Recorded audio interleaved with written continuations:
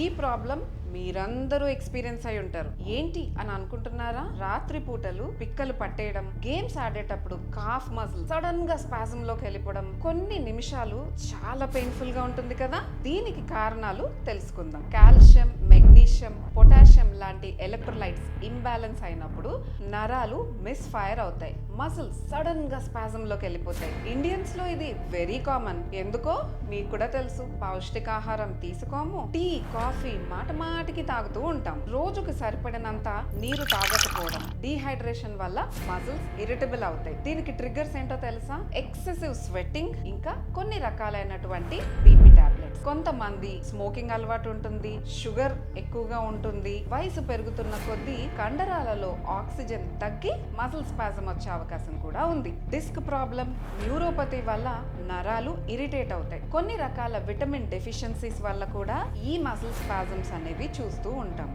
మరి దీనిని ప్రివెంట్ చేయడం ఎలా? పౌష్టికాహారం తీసుకోవాలి, సరిపడినంత నీరు తీసుకోవాలి, విటమిన్ డెఫిషియన్సీస్ ఉంటే కరెక్ట్ చేసుకోవాలి, magnesium rich foods like nuts, అరటిపళ్ళు, లీఫీ వెజిటబుల్స్ కంపల్సరీ తీసుకోండి. ఈ ప్రాబ్లంతో బాధపడుతున్న వాళ్ళకి ఈ రీల్ కంపల్సరీ షేర్ చేయండి.